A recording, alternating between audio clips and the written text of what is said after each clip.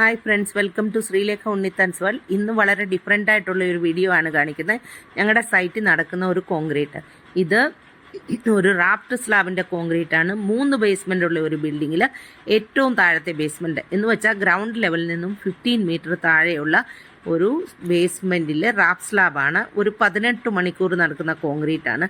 ഈ 18 മണിക്കൂർ വെയിലത്തൊക്കെ നിന്ന് കോൺക്രീറ്റ് ചെയ്യുന്ന എൻജിനീയേഴ്സിൻ്റെ ഒരു ഡിഫിക്കൽട്ട് ലൈഫ്, അതാണ് ഞാൻ നിങ്ങളെ ഇത് തുറന്ന് കാണിക്കാനും ഉദ്ദേശിക്കുന്നത്. 15 മീറ്റർ താഴെയാണ്.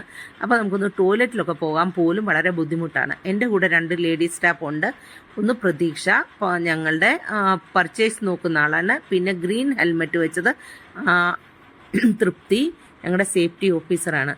അപ്പോൾ കോൺക്രീറ്റ് നടക്കുകയാണ്. ഇത് കോൺക്രീറ്റിൻ്റെ എക്യുപ്മെൻറ്റ്സ് ഒക്കെ ഇവിടെ വെച്ചിട്ടുണ്ട്. ഇത് RMC വന്ന് പമ്പ് ചെയ്യുകയാണ് ചെയ്യുന്നത്.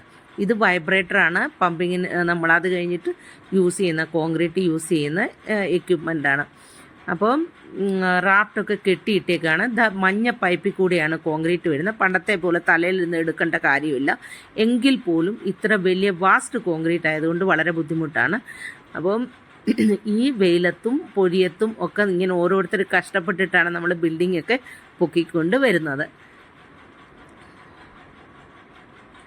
മഞ്ഞ പൈപ്പിൽ കൂടെയാണ് കോൺക്രീറ്റ് വരുന്നത്. കണ്ടില്ലേ മഞ്ഞ പൈപ്പ്.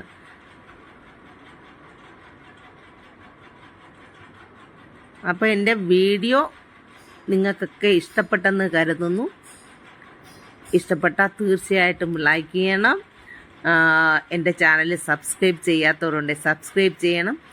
പിന്നെ ഇതുപോലെയുള്ള വീഡിയോകളുമായിട്ട് നമുക്ക് വീണ്ടും കാണുന്നത് വരെ നന്ദി, നമസ്കാരം.